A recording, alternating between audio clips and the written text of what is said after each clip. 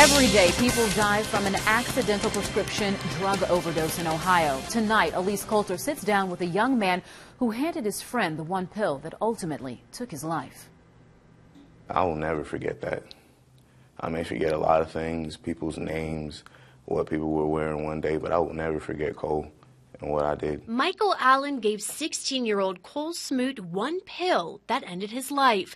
The boys were good friends and were on the wrestling team together at Tecumseh High School. Allen got the drugs from another friend at school. He would wait until the substitute teacher wasn't paying attention around in class, lay it out on the table, we would get it bagged up and pass it around the kids at school. He's now a student at a local university. Allen and Cole's mother, Danielle, have spoken to kids in schools like this in the past, but this is the first time he's spoken to the media about the lesson he learned. When it seems like messing around with prescription drug pills is the only way to go, like you need it for some reason, it's not.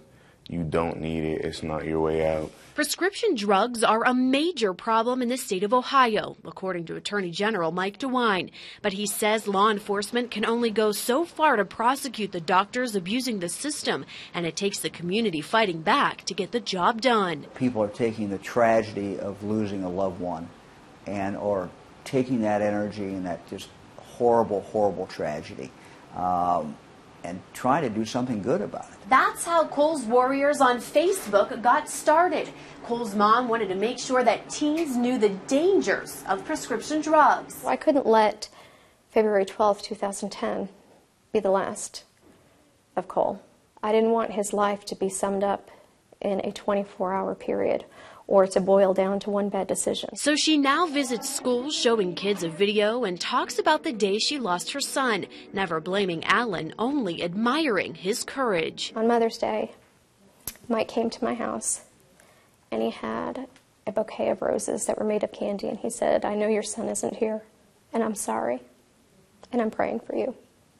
I can't imagine what it took for that young man to walk up to my house and knock on that door. But even as a grieving mother admires him, it's Allen who feels blessed. I thank God every day that I'm here, because there's no reason that I should be here except for God and the Smoots right now. Reporting in Clark County, ELYSE COULTER. Now, Michael Allen agreed to a plea bargain and spent 6 months in an Ohio Juvenile Detention Center for the death of his friend. He also served 2 months probation.